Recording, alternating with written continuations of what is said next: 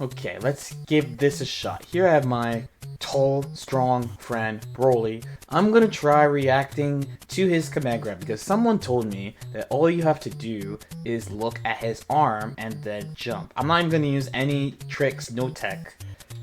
Let's look at his- oh my god, how? I'm looking at his arm, bro. I swear to god I'm looking at his arm, bro. There's no way. Dude.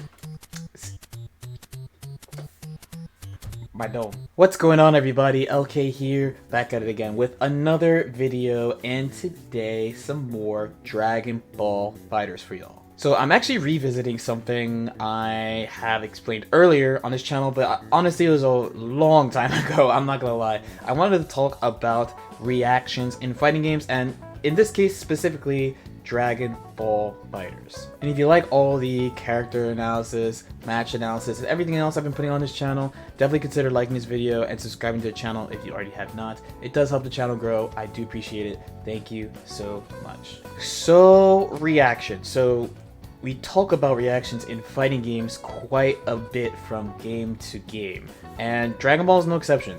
This game is pretty interesting from a fighting game perspective because it plays a lot around the limit of reaction. So if you aren't familiar with frames, we tend to describe things using frames in fighting games. This game runs at 60 frames per second, and in general there are a couple of important numbers we like to use to just say whether or not this or that is reactable. Now thankfully this game, Dragon Ball, also shows us how fast the moves are in training mode. So we will start with like offense first and then try to expand on some of these ideas. So I know at the beginning of the video I was like, oh, let's try to look at his arm and react, but actually Broly's command grab is far too fast. He has a 17 frame command grab. You cannot actually see this move physically. You cannot see this move. Blue Goku, very similar. He also has a 17 frame command grab. So the general rule in ArcSys games in general, but definitely this game as well, is that moves that are like 18 frames or faster, you cannot react to. If you think about sequences like the classic old fuzzy mix-ups, the offensive fuzzy guard mix-ups that we used to have, these all fall into this line as well. Most high-lows that you do with characters like Kid Buu Assist also fall under this, and that's why they're valued so highly. You can't react to them, so you have to guess. So next would be a discussion about Dragon Rush. So Dragon Rush is 19 frames, but the tech window is much larger than that. As I've discussed on other videos, depending on whether you try to reject the Dragon Rush with a Dragon Rush of your own, or a button will change how much time you have to tech this Dragon Rush. Dragon Rush is a weird one in that because of this travel time, it could be as slow as around 24 frames and as fast as 19. 24 frames we consider to be pretty easy to react to, but 19 can be quite difficult. This one I got. 6A? Okay, I've not blocked a single Gen 6A. It's unblockable. It's unblockable.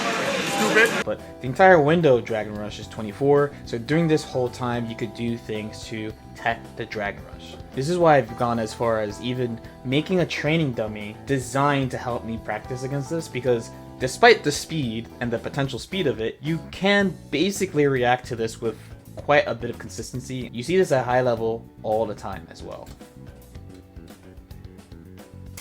So here I have the good old classic Dragon Rush spot. I don't have a ton of options on it, and he's not actually a super great character to do this on, but during season 2 especially, I was doing this like an hour a day, and I would just restart every time I got hit and just let this go, and eventually if you do it enough, your defense will get pretty good in matches. You won't get hit by things like that. You start getting used to checking the order of things because none of these hit at the same time, and this thing is really what Dragon Ball is balanced around, which is like, it's kind of balanced around reactable things. In the recordings I set up, I had him doing that type of air dash where you jump back and air dash forward to try to connect, but when I was playing it wasn't hitting that consistently. And this is like an example of how not all characters are really good at playing this type of mental stack loading game. Broly his cross-up reaches no matter what. So when he's standing here in front of you, he has a lot of options available to him. He has the unreactable command grab, he has Dragon Rush if he feels like it, he has a cross-up, he can reset pressure, or he can delay his normals as usual. And you have 6M to add in the mix as well for timing purposes. All these things are different speeds, but the opponent who's defending it has to watch out for something that they can't react to, which is this, which enables all the other options. Even if your character doesn't have a command grab like this, as long as you have a large enough spread of options, which having a cross-up really does help, then you can enforce this threat in a pretty consistent way. This was so good that they had to nerf assist regen, because this minigame here is pretty hard to deal with. Even though it just looks like I'm doing LL, I actually am just doing LL. You don't know when I'm going to go into the next button. So you have to take a risk by pressing reflect, mashing at the right time. It could be pretty hard if someone is good at mixing up their timing. Staying in the speed lane, we have Trunks' Light Shining Slash. This is an example of the game lying to you pretty much. The total time of this is 26, that's true, but the time it takes for him to get off the ground is supposed to be like 4 frames. So this is really like a 22 frame overhead. So it's faster than the universal overhead, technically. The 22 frame overhead was pretty common in like BlazBlue, games like that, where you can definitely react to this, but it's quite fast compared to the 24 frame universal overhead. You can react to this quite reliably, but there are ways of applying 6M that are tricky anyway. The classic is for a situation like this. We know that jab Dragon Rush is pretty popular, people like doing it, so we mash here to stop the Dragon Rush. But the 6M will counter hit my mash. So we're using the gap created by the overhead to hit the opponent's tech. The other nice thing about it too is that you can see how your opponent likes to tech Dragon Rush. So as long as you apply the overhead well, you can get hits on people. You can take advantage of the fact that people do react to this relatively reliably too to set up mix-ups you don't normally have access to, because this is 0 on block, so that means everybody will have an even move on block, which when combined with an assist, you get the full advantage of the assist. So you might get access to mix-ups you don't normally get access to. Keep in mind too that we don't use these numbers just for what can you react to in offense and defense, but also in neutral. As usual, when it comes to neutral in Dragon Ball, the best example has to be Super Dash. So remember this move and how the game kind of lies to you about its speed? Super Dash is the same. The character has to get off the ground and then fly at you. So while a full screen,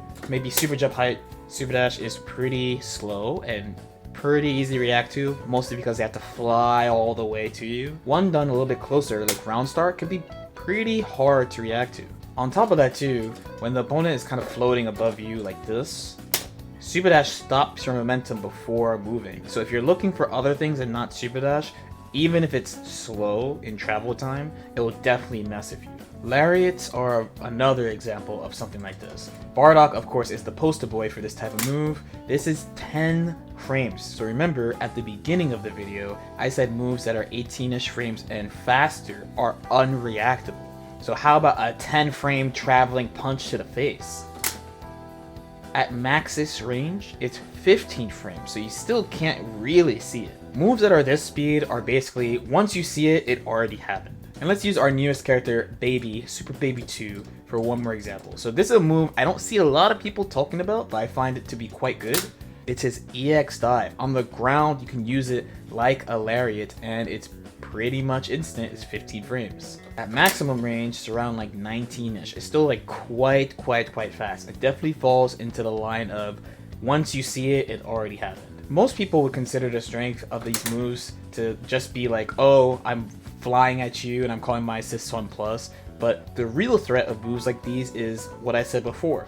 You don't see the move until it happens. So if the opponent understands your character, they have to occasionally respect those moves because they don't know when you're going to do them. All they could do is try to stay out of their way or do something to cover the space before you do it. Hopefully all this made sense though. This again is just a simple primer on reactions in the game, what you can react to, what you can't react to, and what the things mean. As usual, if you guys have any questions or comments, feel free to leave them in the comment section below. Like and subscribe if you feel like it, and I'll see you next time. Peace out.